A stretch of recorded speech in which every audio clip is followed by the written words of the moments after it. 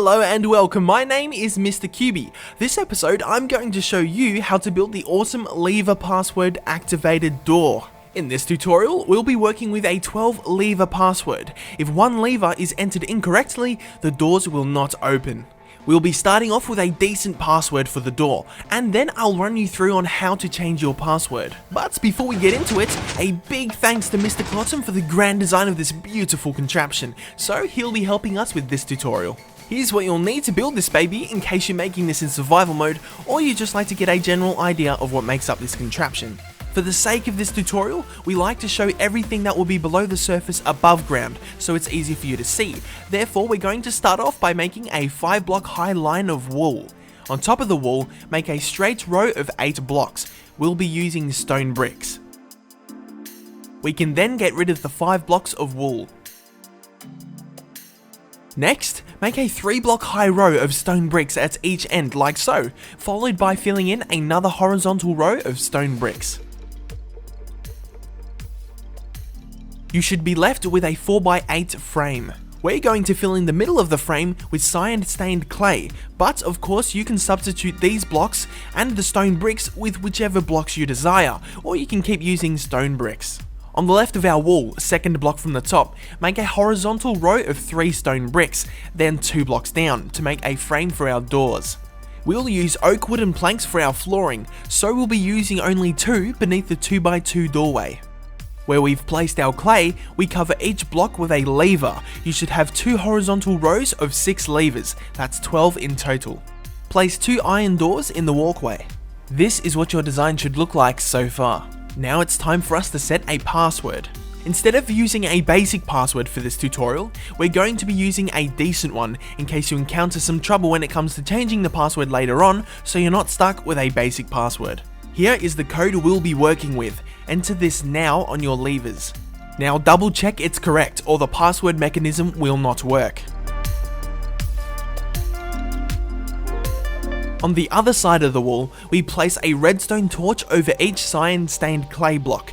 There should be a total of 12 redstone torches, as each torch will be directly behind a lever on the other side of the wall. Now we're going to place down our wool blocks, where the redstone will be running on. We're going to be using a combination of white wool and lime wool. Everything that gets placed on lime wool is very important, as it signifies the redstone on these blocks will need to be changed in order to change the password. And the redstone on the white wool blocks do not have to be touched at all once placed. First, we're going to start off with our lime wool blocks. Make a row of 6 directly on top of the top row of redstone torches. Make another row of 6 lime wool blocks diagonal from the first 6. Do the same thing once more, diagonal from the last row.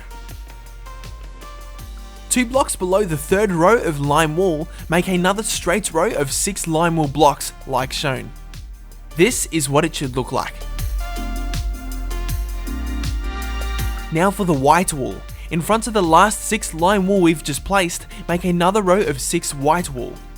Yet again, make another row of 6 white wool on top of the third diagonal row of lime wool. Make another row of 6 white wool in between the 2 lowest lime wool rows, 1 block behind as displayed.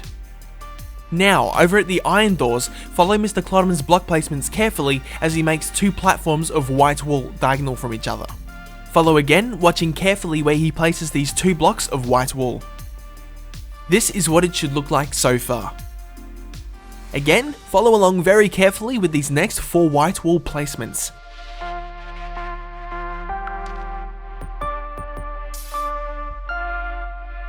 It's time for the redstone. Start off here with 2 redstone repeaters facing the door, followed by 4 redstone dust and a redstone torch facing inwards, like so. Next, place 2 redstone torches on the 2 white wool blocks beneath the flooring of the iron doors. On top of this row of white wool, make a row of 6 redstone dust across. Do the same with the very bottom row of white wool. As for the 6 white wool here on this side, make a row of 6 repeaters all facing the lime green wool. Place a redstone repeater here, facing the white wool in front of it, followed by 2 redstone dust trailing down to the redstone on the white wool below. Place a redstone torch here on the right of the bottom row of white wool. You should see the 2 iron doors open. It's time for setting the mechanism for the password. Over on the second row of lime wool from the top, we place 4 repeaters facing the white wall in front of it. In between the repeaters, on the first row of lime wool, we place 2 redstone torches. If we hop over to the front real quick, see how all the levers that are activated on the top row only, we've placed a repeater for, and the ones that are not flicked have a redstone torch. Now we still have the bottom row of levers to set the redstone for. Following the principle, we see the unflicked levers will still have a redstone torch, but this time the flicked levers will have a redstone dust.